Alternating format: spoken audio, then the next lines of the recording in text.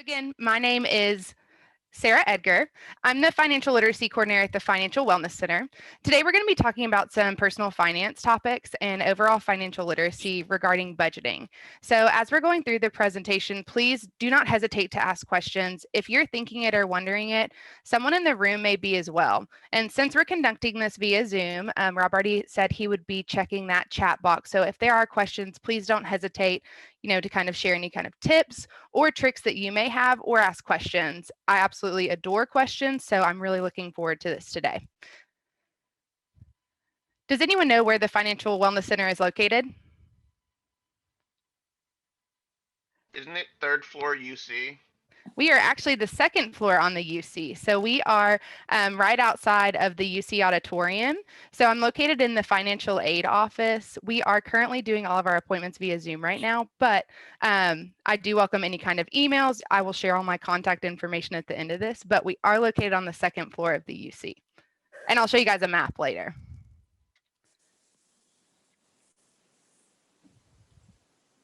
So to get started, I really like to talk about budgeting and savings. So who here has a personal budget that they follow currently? And I apologize, I can't see if you're raising your hands, but I'm hoping everyone is. No. Okay, so we have a no that maybe someone doesn't follow a personal budget. I do follow a budget. Okay, perfect. I do follow. Excellent. So who here follows a budget or updates their budget monthly? I do. Okay. Does anyone here follow or update their budget every time they get paid? Maybe if they get paid bi-weekly or weekly? Yes, I do that. Okay, perfect. So me personally, I always like to share a little bit of what I do. I think it's helpful to know. When I got started budgeting and kind of, I could say adulting, one of the big things I did was I would go about 2 months in between updating my budget. I realized quickly that it was causing me to get so overwhelmed with my personal finances that it just wasn't working. But taking time to do it once a month at least kind of cut down on that stress and helped me start realizing what goals I actually had. So you guys can see up here, I've got the blue and gold budget. This is a free resource listed on our website. It's very interchangeable. So maybe you may not get a financial aid refund or family contribution. You can actually take that out, but it still keeps the formulas in there for you to kind of help. So I like to say that it's an easy way to get started because it's already there for you. You just have to fill in the numbers. How many of you know the exact definition of a budget? If anyone does, please feel free to share. Okay, so a budget is defined as an estimate of income and expenditure for a set period of time. Many of you likely have your fixed and variable expenses written down. Can someone tell me what an example of a fixed expense might be on this budget? Like housing. Yes, housing would be a great example. What about a variable expense? Insurance should be pretty fixed. Okay, perfect. What about a variable expense you might see up here? Definitely Gas something or like auto? food or clothing, because you don't spend the same amount on food or clothing every single month. You might spend a little bit more. You might have some more damaged clothing one month. You might need to have more meals inside, which might affect your spending than if you have a lot more meals outside the house, and you don't really know what's going to happen in the future. Perfect. That is exactly what I was looking for. So, and another big area on this is the entertainment and recreation. So, the number one cause for people going over their budgeted expenses is a lot of their variable expenses, and food is the number one. I'm guilty. We'll talk about some savings tips on the next slide to kind of go along with that budget. But I want to ask a quick question to everyone. So, how are you budgeting? Are you writing it down? Is there an app you use? Or are you like me and you use an Excel sheet? Would anyone like to share? Yeah, I use an Excel sheet. Okay, did you create that on your own? Yes, I did. Excellent. Does anyone else use their bank app? Sometimes, but I write it down. Okay, you write it down. Perfect. Does anyone else have an interesting way that they budget? I got an app called Albert. It's a saving app or like a budgeting app. Okay, wonderful. Sarah, I don't personally use this method, but I've heard a lot of people talk about the envelope system where you actually put physical money in envelopes. And when the envelope's empty, guess what? The spending's done. That still works. Yes, so I actually just finished I took a budgeting class last week and it was talking a lot about the envelope system. So, because I've had a lot of students asking about how do I get started on the envelope system? So I'm glad that you brought that up. There is no wrong way to budget. Just make sure that you're tracking your spending. I've had students who I've spoken to in the past who are actually coming back to me and they're sending an email and saying, I really want to try the envelope method or a zero-based budget. So it's really important before you start any of those new tactics to make sure you know exactly what you're spending. Because in those envelopes, you may put, say, $50 is enough for gas for the month. Well, think of this month, for example. A lot of people are coming back to campus. You may be traveling from, your hometown to campus. So that gas budget could look a little different this month rather than a regular month, where for me personally, I hate putting gas in the car. So I wish my car would run on air. I'm looking forward to that in the future. But it's important to make sure you know what your gas expenses are and things of that nature before you begin the envelope system. So it's important to have some sort of written form. Bank apps are getting so much smarter. They're actually coming up with ways that they start tracking your spending and you basically can tell them exactly what you want to know. So for me, on one of my bank apps, I don't use my debit card for that bank very often, but every time I do, it automatically puts it into a pre-selected category that I can break down further. So that's a great way to budget. At the end of the month or sometimes during the week, it does send me a little text reminder that says I'm at 80% of my lunch budget from what I said online. So it's a great way to use kind of those free resources anytime you're budgeting. Me personally, like I said, I plug mine into an Excel sheet at the end of the month, but I do weekly budgeting and weekly check-ins with my husband. So what we do is we track those expenses. I like to write things down. If you ask my boss, he sees post-it notes all over my office probably, but I'll actually take little post-its when I spend money each day and I can just stick them right on my journal or my calendar. So it's a nice way for me to be able to check in. How many of you have a budgeting tip you'd like to share or something you've learned over the years? You can see some quick tips over here. But does anyone have one that works for them?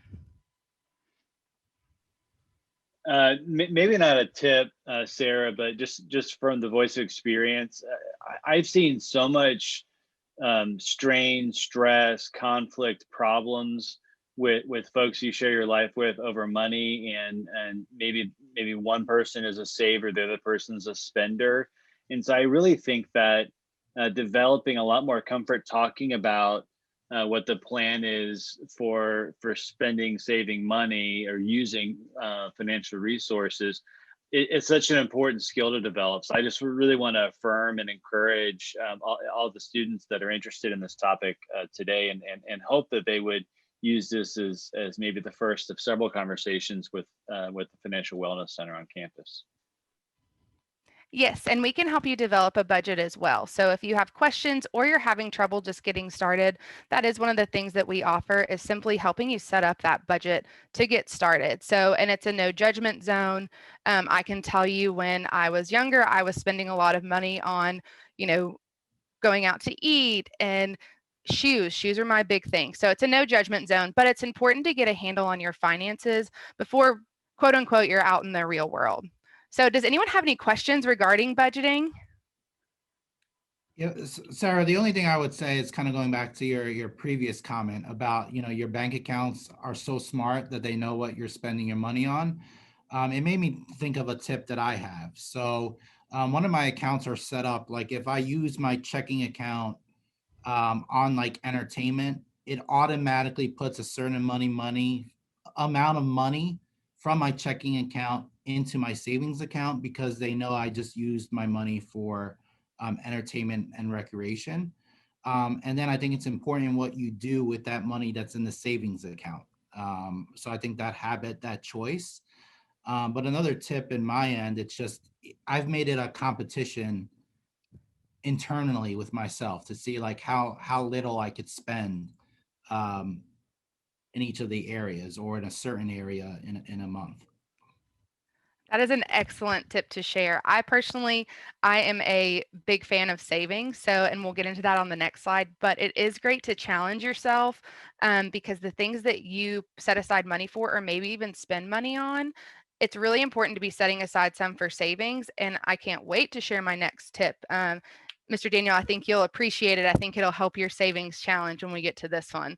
So, what do you think the most common excuse is when it comes to savings and being on your budget? I'll give you guys a quick hint. It is on the slide. But I don't have any extra money to save. Exactly. So this is one of the most common excuses that I hear. And I know I personally used it. So I'm raising my hand. I have used that excuse before. How many of you bought a coffee this week? Or how many of you buy coffee on campus? I made coffee using a Keurig. Okay, excellent. What about gone out to lunch when maybe you hadn't budgeted for it? I haven't gone out for lunch since COVID started. Okay. I planned on going out to lunch, but then I had a $300 expense that I didn't plan for that was caused by a pothole. So I have the means to go out for lunch, but in my head, in that competition, I'm like, I just spent $300, so I'm going to say no to this lunch this time around. Excellent. So saving for the future is very important. So how many of you currently have a plan for savings? Maybe for those unexpected events, future travel?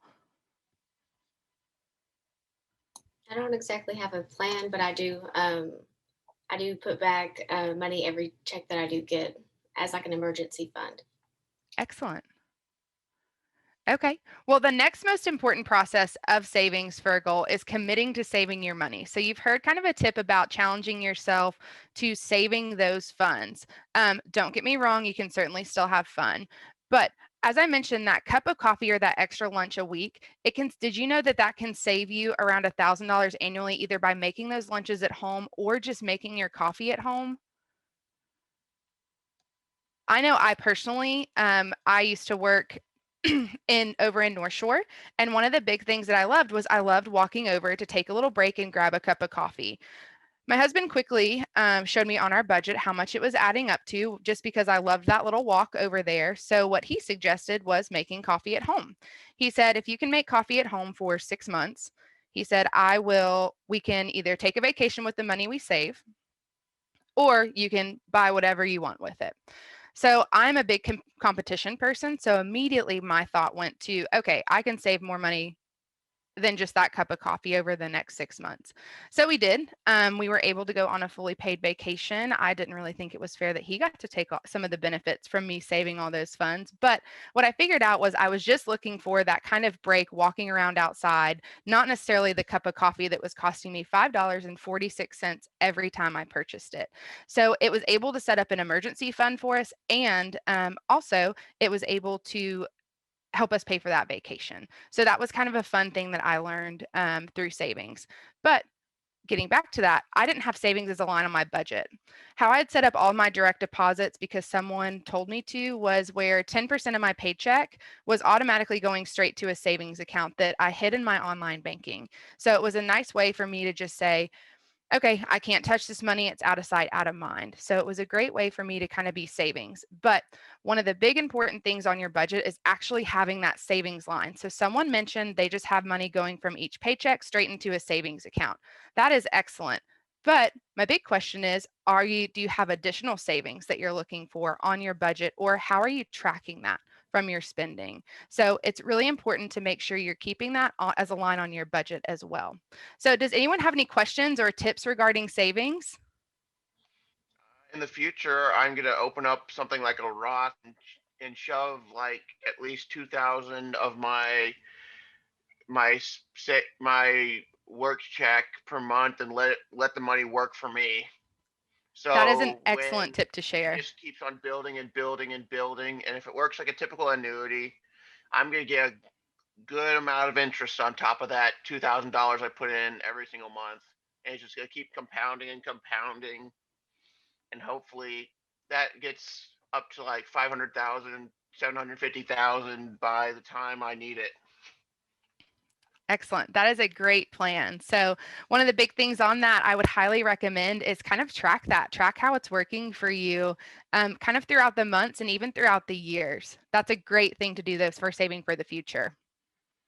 Anyone else have anything they'd like to share around savings or maybe a tip they've learned? Sarah, I really like how you've got different categories of savings labeled. So dream, kind of a dream fund, a home fund, future travel, etc.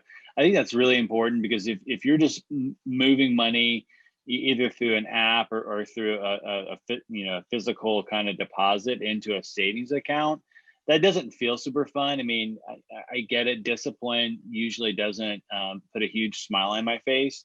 But like for instance, my wife and I, we've renamed one of our savings accounts like our mountain home. And so I don't know if we'll ever buy a mountain home, but at like 5-10 years ago, that was like a really cool thing to call because we lived in Florida. So now we kind of live close to the mountains. And so that's just the name of our savings account. And so if for instance, so I've got 4 kids, and so I'd like to help them a little bit with their kind of becoming process, and if that's through experiences or help them with some college going costs, so I think that dedicating and renaming to kind of personalize those savings accounts, that could be really, really powerful as a motivator. That is an excellent point to bring up. I personally have a couple different free savings accounts with the banks that I use, and I have actually broken them up where when I log into my online banking, one of them is the home, one of them is for our dogs, and one is for emergency. So I actually have them broken out so I know exactly where they are. I'm a very visual person, and it was free to me to be able to do this. I do not recommend paying for most of your banking needs. You shouldn't have to. So one of the big things is renaming those accounts and setting up different ones can really help for someone who is saving for something specific and maybe isn't using that cash envelope system, because you may not want that cash just sitting around. But it is a great way to rename those savings accounts. So thank you so much for bringing that up. Because for me, if I had these mason jars sitting around, I would be a little bit nervous, just because you never know. So I think renaming savings accounts and setting specific savings accounts for each goal is a great way to save for that specific goal. So thank you for bringing that up.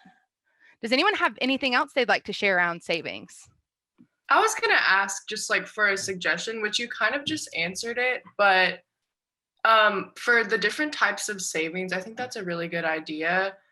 You said like you didn't want, or you don't think it's a good idea to just like keep cash sitting in the jars. So would you just recommend like having the different accounts or just like labeling them differently instead so it's not in person, I guess?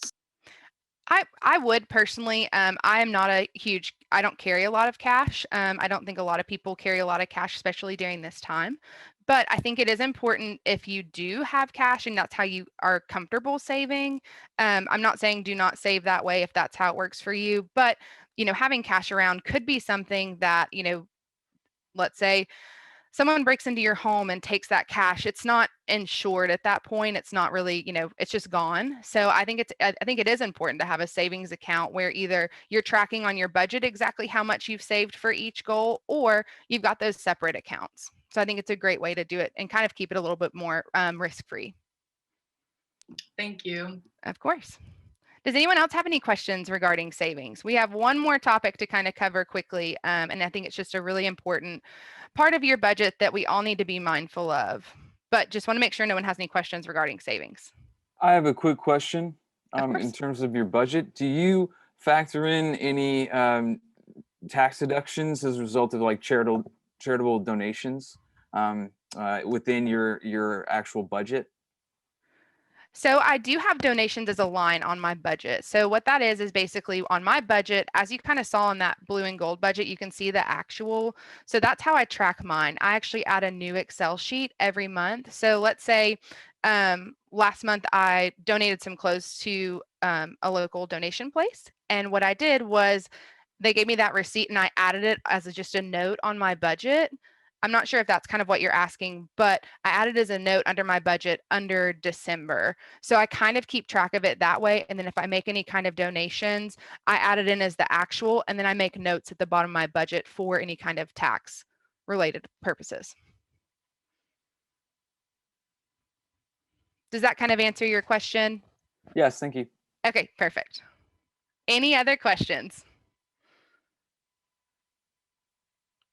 Okay, I wanted to talk just a little bit about debt.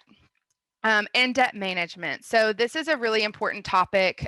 Me personally, any kind of debt I have, I want to knock it out just as quickly as possible. So even if I don't necessarily have some sort of payment currently, I think about future debt. So I think about, am I going to have to buy a new car in the next 5 years? Am I buying a new home in the next 5 years? Do I need some kind of down payment? Things like that. So I'm always thinking about debt. And I think it's important because if you're saving up for it, you may have to take on less debt. And then that's going to be a lower budgeted amount potentially on your budget. So for instance, if I buy a $20,000 car, but I've saved up 10,000 and I'm only taking a loan for 10,000, then my monthly payment is going to be much lower and I'll be more likely to get a better interest rate. So things like that are very important to think about long term. One of the statistics on here is more than a third of college students in the US say they have more than $1,000 in credit card debt, according to a survey. That's when they're leaving college. That article is an excellent one. But it's important to know that if you're leaving with any kind of debt, how are you paying that? Whenever you see a minimum payment amount on any kind of bill you get, maybe from a credit card company or maybe from a loan, that is the minimum payment to have it paid off. I know on my credit card statement, when I get it, it will tell me, it'll take me 9 years if I pay $20 a month to pay off a debt. But that doesn't include how much interest I'll actually be paying. So I think it's really important for students to know when they're building their budget, think about those future debts. So is it a credit card you have now that you maybe can't pay more on? Or is it a student loan and how is it going to change over time? So like I said, just wanted to take a quick moment to kind of touch on it and make sure you understand you can have future debt listed as an item on that budget. I personally do. I think it's a very important item to have on the budget because while, I may have paid off my debts now, I could be looking at taking on additional debt. So I think it's a great way. And one of the biggest tips I want to share is educate yourself financially. Don't sign anything you do not understand. If you have any questions, I am always happy to help. If I can't get you that answer, I will happily find someone else. But it is so important to educate yourself and make sure you understand your interest rate terms. If you have a credit card statement that maybe you're reading, but you're not really understanding, we are always happy to help you in the Financial Wellness Center. You can always reach out to me. As I mentioned, my contact information will be on the next page. But it's really important to make sure that you are saving, keeping up with that budget, and also thinking about either future debt or current debt. It's a really important line item on that budget.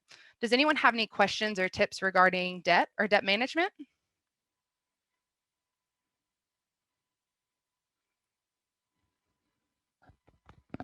Okay, I'm not getting a lot on that one. This is normally where people start asking a lot of questions about either student loans or credit cards. But if you have questions, like I said, please feel free to reach out to me personally. I am more than happy to help. So on this next slide, as I mentioned, I wanted to show you guys where we are. You can kind of see my arrow on here with our updated map. We are on the second floor of the University Center. And if you ever have any questions, please feel free. You're more than welcome to send me an email. My email is sarah-edgar@utc.edu. I can also send out my contact information to anyone who's interested. I am more than happy to do that. But I wanted to take this time to let you guys ask any other questions before we kind of wrap up. Hey, Sarah, I had a really quick question. Of course. I was going to ask, do you have any advice on kind of budgeting habits that you feel like are really helpful? Because I feel like I'm someone who I can make the budget, I can make the Excel sheet, I'll have like a good old meltdown and then put everything in, and then I'll kind of let it sit there and then not look at it again and just try not to spend that much. So I was wondering if you had any kind of more so like daily habits to sort of keep on track with yourself and keep yourself motivated to stay in tune with everything that's going on with your finances. Yeah, of course. So one of the big things I would recommend, so I mentioned earlier, I am a huge Post-it note fan. I also keep a calendar. So whenever you see me, I've likely got my calendar with me. One of the big things that I was doing because I was feeling very overwhelmed financially, especially when I got out of college and kind of realized where all my money had gone. it's important, I think, not to look too far in the past. You can't change what you've already spent, but moving forward, consistency is key when it comes to budgeting. So I kind of mentioned my personal story of where I would go a couple months without budgeting. Then I would have that meltdown you talked about where I went through everything. I was so disappointed with myself. I don't know how I spent that money, but I did.